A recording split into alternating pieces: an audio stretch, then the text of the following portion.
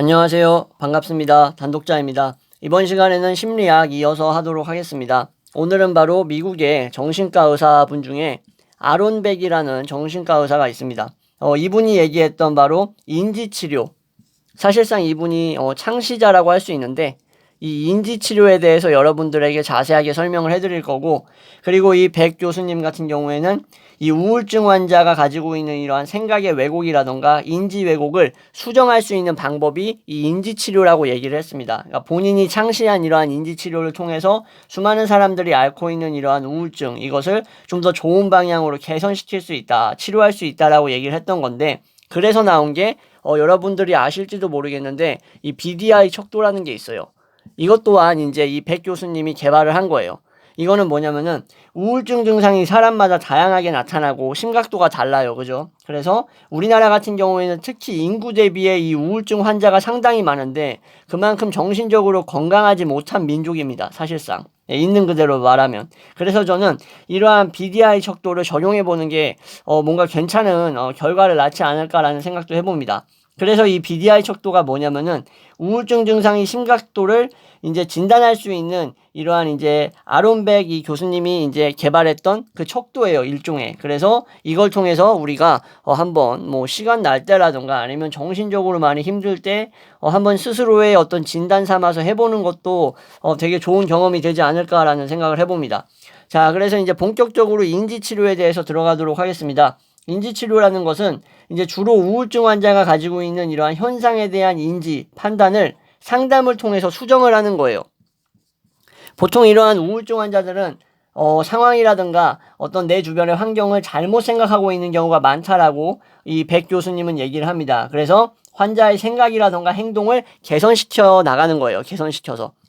우리가 바라보고 있는 환경이라든가 상황을 개선시킬 수는 없으니까 사실상, 그쵸? 물론 뭐 개선시킬 수 있는 방향이 아예 없다라고는 말할 수 없겠지만 그래도 생각을 바꾸는 게 빠르지 않겠습니까? 그죠? 그래서 환자의 생각을 변화시키고 행동을 변화시키고 개선시킨 다음에 우울증을 가져오는 그러한 요인들을 해결해 나가는 그러한 어떤 순차적인 방법이라고 보시면 되는데, 이 백 교수님은 주관적으로 볼 수 있는 정신분석이 있죠. 이 프로이트가 얘기했던 이러한 정신분석이라는 것은 결국 우리에게 어떠한 효과를 줄 수 없다라고 얘기를 했던 거예요. 무슨 말이냐면은 이거를 이제 말씀드리기에 앞서서 지난 시간에 얘기했었던 이 앨리스 이 학자 기억하시죠? 이 임상심리학자 앨리스가 뭘 얘기했었죠? 합리, 정서, 행동, 치료. 네, 여러분들 생각나실 겁니다. 이 합리정서 행동 치료를 얘기했었는데 이 ABC 이론하고 이제 같이 말씀드리면서 이제 여러분들에게 설명을 했었는데, 이 앨리스 역시 이 프로이트가 제창했던 정신분석이라는 게 어떤 환자를 치료하는 심리에 있어서 심리 치료 부분에 있어서 효과가 없다라고 얘기했다라는 거 여러분들 기억하시죠? 이 앨리스와 마찬가지로, 그러니까 이 미국의 정신과 의사인 백 교수님도 이거하고는 결별해야 된다라고 똑같이 얘기를 했던 거예요. 왜냐면은 객관성이 부족하다라는 거예요. 이러한 정신분석이 가지고 있는 가장 큰 문제는 객관적으로 적용하기가 어렵다라는 거. 여러분들도 이 부분에 있어서는 어느 정도 공감을 하실 거라고 생각합니다. 그래서 이러한 합리정서 행동치료를 어디에 도입한 거냐? 바로 증상이 무거운 우울증, 현대인의 어떤 만성적인 질병인 우울증에 치료하는 데 이제 도입한 게 바로 이 백 교수님이라고 이제 여러분들이 보시면 될 것 같습니다. 예를 들어서 뭐 프로이트가 어떤 이제 내담자하고 얘기를 하는데 어떤 내담자가 얘기를 하는 거예요. 이렇게. 아, 선생님, 제 이제 꿈에서 뭐 어떤 뭐 우산 같은 게 나왔습니다. 아니면 뭐 뾰족한 물체가 나왔습니다. 그러니까 이제 프로이트가 그것은 어떤 남성의 음경을 의미하는 겁니다. 그래서 당신은 욕구불만입니다. 지금 상태가. 뭐 이런 식으로 이제 프로이트는 이제 정신분석적으로 꿈을 해석을 했죠. 그죠? 근데 이러한 것들을 앨리스하고 백은 뭐라고 얘기하냐면은 임상적으로 봤을 때 전혀 근거 없고 효과 없는 소리다. 치료자의 독단에 지나지 않는다라고 얘기를 했던 거예요. 독단. 한마디로 프로이트의 독단에 불과하다라고 맹렬하게 비판을 하고 비과학적이라고 얘기를 했던 거예요. 그래서 백은 우울증 환자가 사물의 비관적인 측면만 보려고 한다라는 거에 초점을 맞췄어요. 이 비관적인 측면에만 이제 초점을 맞추고 있다. 사람을 이제 우리가 상대하거나 어떤 사물을 바라볼 때 우울증 환자와 정상적인 사람의 차이는 무엇인가? 바로 사물의 비관적인 측면에만 초점을 맞추고 있다라는 거예요. 그래서 이러한 자동사고, 백 교수님은 이거를 자동사고라고 부르는데, 이러한 자동사고가 결국 잘못된 어떤 결과를 낳을 수 있는 그 원인이 될 수 있다라고 생각을 해서 환자의 특유, 이러한 본인이 가지고 있는 인지 왜곡이라는 것을 상담을 거듭을 해 나가면서 해결을 해야 된다라고 이 교수님이 얘기를 했던 거예요. 이해되시겠죠? 그래서 이러한 치료가 바로 뭐다? 인지치료라고 보시면 될 것 같습니다. 다시 말씀드리면 사람들이 비관적이고 사물과 사람의 비관적인 측면과 그 차원에만 집중하고 포커스를 두고 있는데 이러한 자동사고를 어떻게 해야 된다? 전환시켜야 된다. 인지 왜곡이 일어나고 있기 때문에 상담을 통해서 치료해야 된다라고 생각했던 게 바로 이 인지치료라고 보시면 될 것 같습니다. 그래서 뭐 예를 들면 이런 게 있겠죠. 우리 거의 뭐 대부분의 사람들이 이제 회사를 다니고 계시니까 뭐 어떤 A씨가 있는데 이제 팀장이 됐다라고 쳐봐요. 회사에서. 근데 팀장이 됐는데 이제 큰일 났다. 나는 이제 팀장의 자격이 없는 사람인데 팀장에 올랐는데 어떡하나. 이제 다른 사람들에게 폐를 끼치고 어떤 나에게 걸맞는 이러한 역할을 수행하지 못할 거야. 나는 개망신을 당할 거야. 라고 생각을 한다고 칩시다. 그러면 이러한 사람들의 이제 문제점이 뭐냐면은 비관적인 차원의 자동사고가 이제 초점이 가 있다라는 거죠.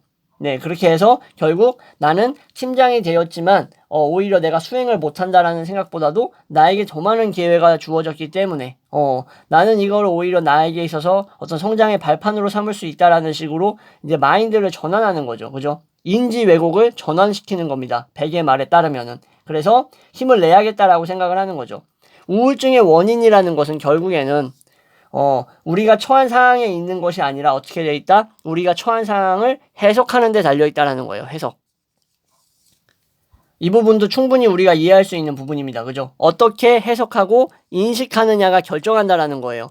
우리가 우울할지 우울하지 않을지에 대해서. 그래서 나중에 이 백 교수님은 인지치료에 행동치료적인 요소를 도입합니다. 행동치료적인 요소를 플러스 시키는 거예요. 추가를 시켜서 이렇게 태어난 게 뭐다? 바로 인지행동치료라고 부릅니다. 인지행동치료. 그래서 인지행동치료는 어디에 적용될 수 있냐면은 오늘날의 우울증이라든가 공황장애에 가장 효과가 있는 심리치료라고 볼 수 있는 겁니다. 자, 그래서 이러한 인지치료를 이제 말로 충분히 이론적으로 여러분들께 설명을 해드렸으니까, 자, 이제 예시를 하나 들어드려야겠죠. 그죠? 좀 더 효과적인 이제 이해를 위해서. 자, 어떤 내담자가 있다라고 칩시다. 이 내담자가 의욕이 안 난다라고 하는 거예요. 삶에 의욕이 없는 거야. 그래서 이제 이 치료자, 한마디로 이제 뭐 임상심리학자가 될 수 있고 의사선생님이 될 수 있는데 뭐 언제부터냐 이렇게 물어볼 수가 있겠죠. 그러면은, 내가 아까 말씀드렸던 예시를 가져오면 A가 팀장이 돼가지고 내가 어느 회사의 팀장으로 승진이 되고 나서 점점 압박을 느끼고 있다라는 거예요. 어떤 나의 업무에 대해서, 나의 책임감, 리스판시빌리티에 대해서. 그래서 나는 이걸 수행할 수 없을 것 같다. 수행 불가 예측하는 거죠. 그러면은 이제 이 치료하시는 분이 뭐라고 얘기하는 거죠? 우선 먼저 환자의 기분이 어떤지를 받아들이는 거예요. 여기서 중요한 게 바로 여기서 부정을 하면 안 돼요. 바로 부정한다라는 게 아니야, 넌 팀장인데 더 많은 걸 할 수 있어. 넌 팀장이 됐으니까 더 할 수 있는데 왜 그렇게 생각을 해? 라고 들어가는 게 아니라 뭐다? 받아들이는 거예요. 뭘 받아들여? 바로 이 내담자의 기분을 받아들이는 거예요. 그렇지. 보통 누군가가 갑자기 어떤 높은 직책이라던가 어떤 수많은 사명이라던가 이런 나에게 많은 책임감이 주어지게 된다면 당연히 부담을 느낄 수밖에 없어. 많은 사람들이 그렇게 생각해. 그러니까 그것은 너의 잘못이 아니야. 너의 생각은 어떻게 보면 당연한 걸 수가 있어 라는 식으로 그 사람의 기분을 받아들이는 게 먼저다. 이게 중요해요. 그 다음에 이제 치료에 들어가는 건데, 인지행동 치료를 봤을 때 환자의 잘못된 인식을 수정하는 겁니다. 인식 수정. 이게 사실상 핵심이라고 볼 수 있어요. 인식을 수정하는 거. 자, 그래서 A씨가 만약에 팀장이 됐을 때 당신이 팀장의 역할을 제대로 수행하지 못한다고 하더라도 최악의 사태는 되지 않는다라는 것을 이제 계속 설명을 해주는 거예요. 너를 자를 수 없다. 왜냐? 너가 팀장까지 올라갔다라는 것은 기존에 네가 해왔던 어떤 업적이라든가 성과가 있기 때문에 널 팀장에 올린 것이기 때문에 네가 당장 팀장 역할을 수행하지 못한다고 하더라도 너가 회사에서 바로 잘려나갈 일은 없다. 왜냐하면은 너를 좋게 봤기 때문에 팀장으로 올렸다라는 것이다 라는 식으로 환자가 가지고 있는 이러한 인식 중에서 보다 잘못된 인식을 이 바로 치료자가 수정시켜 주는 겁니다. 그러면서 압력을 느끼면 괜찮아. 잠시 내려놓을 수 있다라는 식으로. 직업을 아예 그만둔다라는 게 아니라 그 직책에 이제 준비가 될 때까지 잠시 보류할 수도 있다라는 식으로 생각해봐라 라고 이렇게 제안을 하는 겁니다.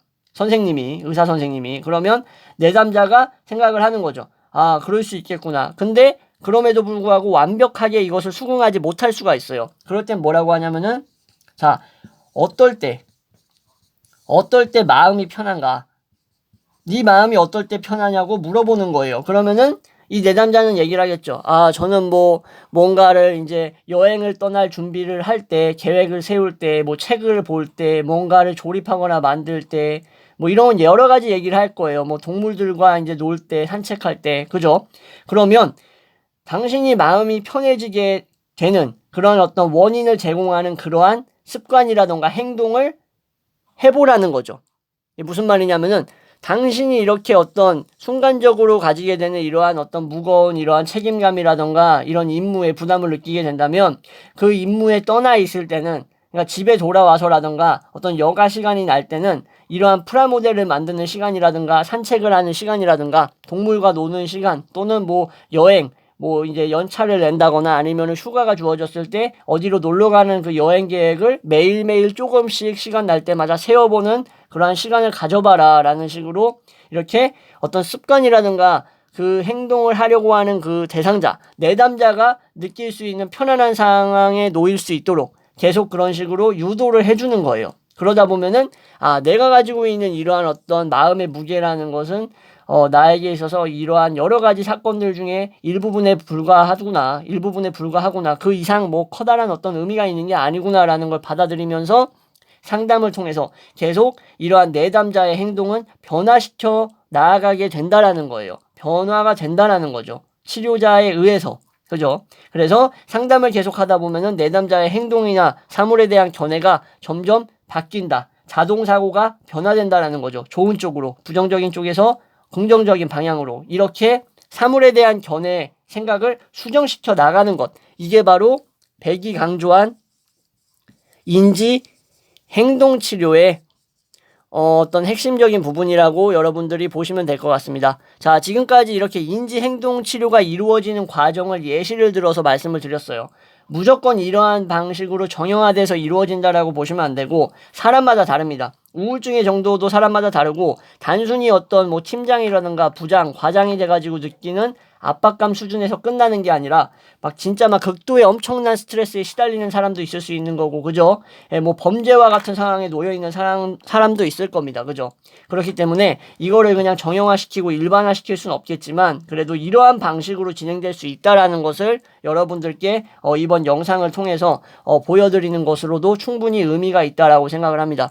네, 이렇게 해서 오늘은 이 미국의 정신과 의사 아론 백 교수님이 얘기했던 인지치료, 여기에 행동치료가 더 들어가면서 인지행동치료가 어떻게 오늘날 수많은 사람들의 우울증과 공황장애에 가장 효과가 있는 심리치료가 될 수 있는지에 대해서 여러분들께 설명해드렸습니다. 지금까지 시청해주셔서 감사합니다.